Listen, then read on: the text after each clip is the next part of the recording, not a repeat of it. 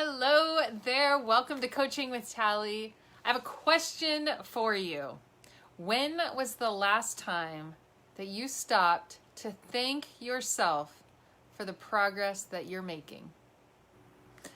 Today we are in a series all about uncovering the masterpiece that you already are, how to know who you are, love who you are, be able to overflow the gift of who you are to the world. In that series, we're going to talk about motivation today. There are two kinds of motivation. We're going to look at the two different styles of motivation, look at which one do you tend to go to for motivation in your own life, and we're going to look at what is the most effective style of motivation and why, and what you can begin doing today to steer yourself into powerful motivation, to get the kind of results in the long term that you really want to have in your life. So my name is Tally. I'm a life and personal development coach, and I have the honor and privilege of working with amazing leaders to create lives of overflowing impact in the world that are centered in a place of joy. I'm all about getting you aligned to who it is you most truly are, get you firing on all cylinders. We look at every area of life and get you into a place where you create a life that you love living, so that you can enjoy your life and be in overflow, really impacting the world for the better. So today, looking at key motivation. What are the different styles of motivation? There is negative motivation, there's positive motivation. Negative motivation is rooted in fear. Positive motivation is rooted in love.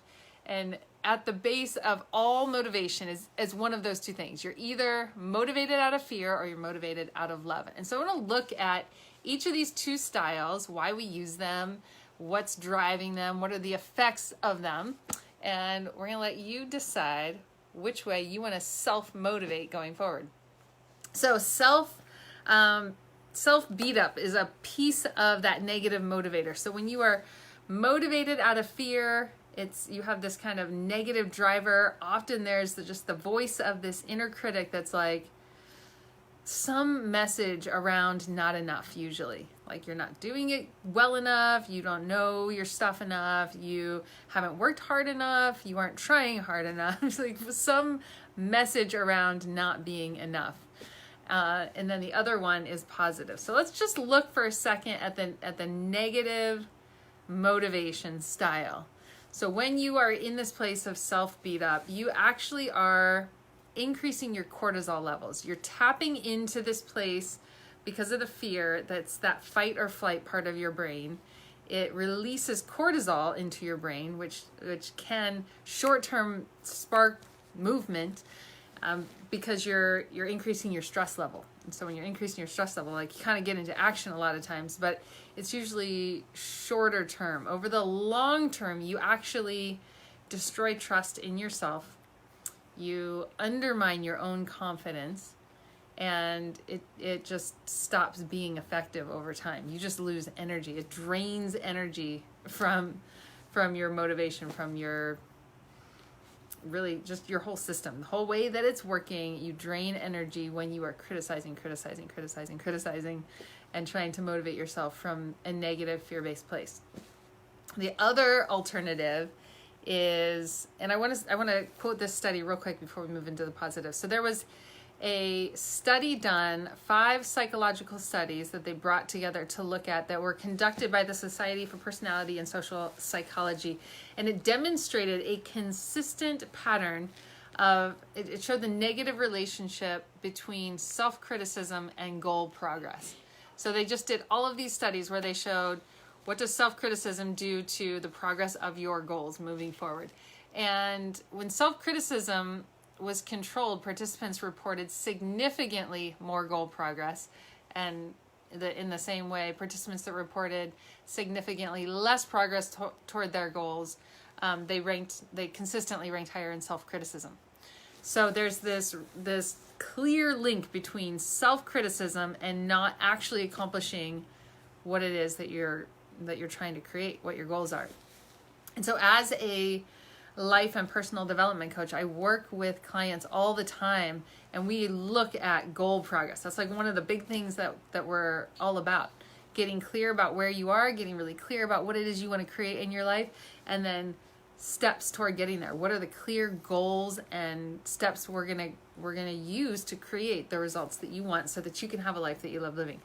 And one of the things that is huge in motivation, because motivation is such a huge part of what I do, is looking at and celebrating the growth as we go. And so we can have this negative, self-beat up, self-criticizing kind of style, or we can look at what is working, look at the progress that you're making. One of the ways that I do that, let me see if I have, I think where it is. I was going to get some life wheel assessments out. Actually, I think I probably have some right here. Let me get it for you. 1 second.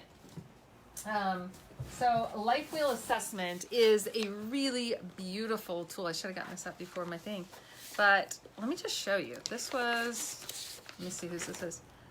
This is one I did yesterday. So she did a life wheel. So this is where, remember I was saying we look at every important area of life.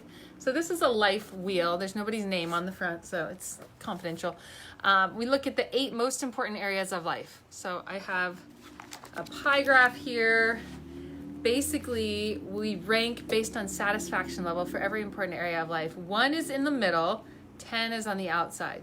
So when you're a 10 out of 10 and you are loving every area of your life and you feel so satisfied, your wheel is full. When you're feeling dissatisfied with areas of your life, it's something more like this, like a 1 or 2.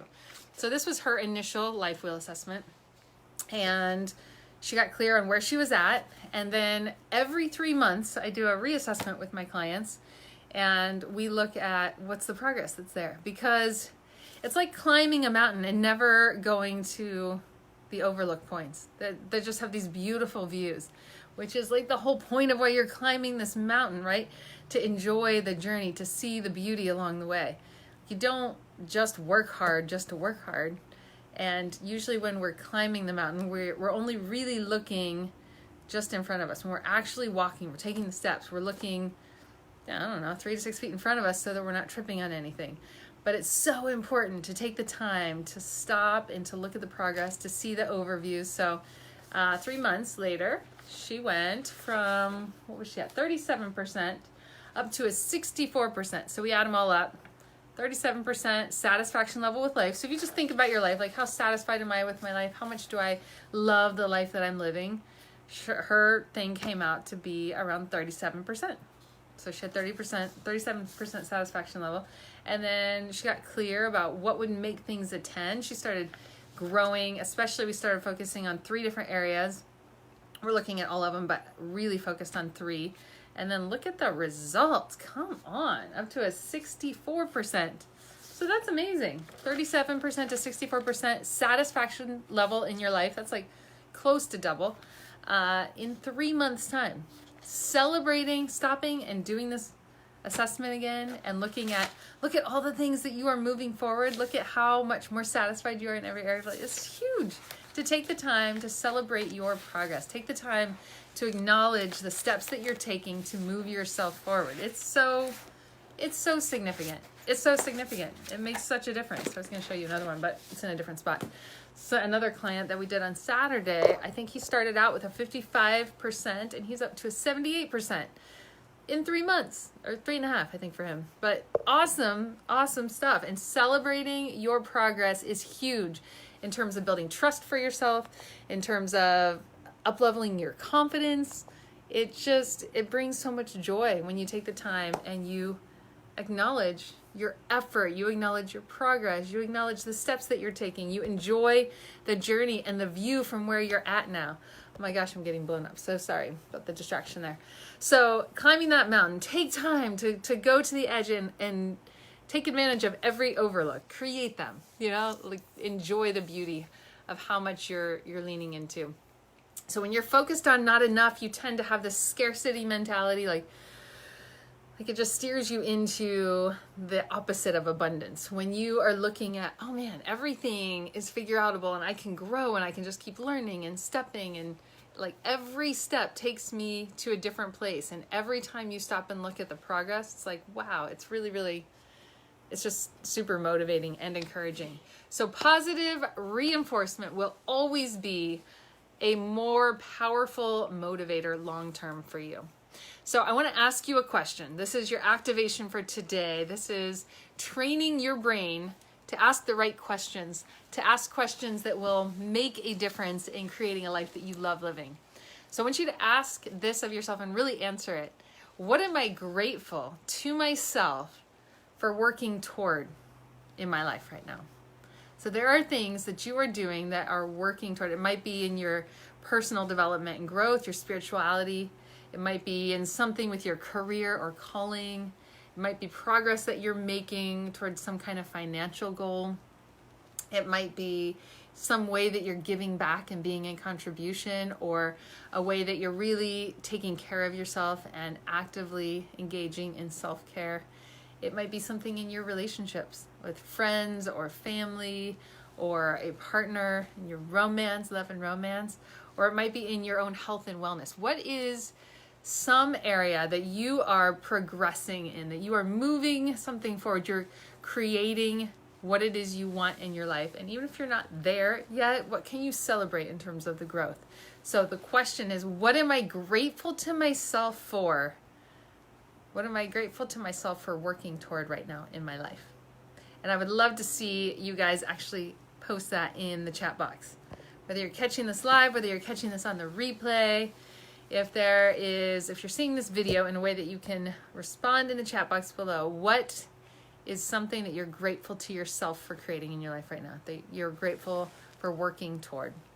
Because when you start giving attention to that, to the progress of it all, not the destination, but the journey and the progress toward, then you steer yourself into gaining confidence, really celebrating yourself, which helps you trust yourself more, and it gives you more energy for the journey.